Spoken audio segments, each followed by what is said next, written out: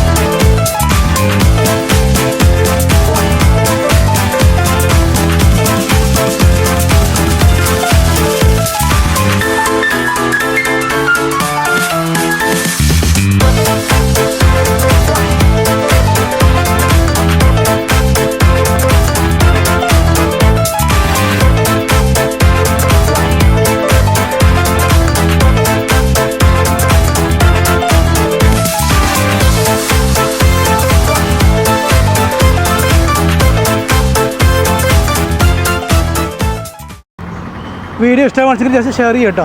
Thank you.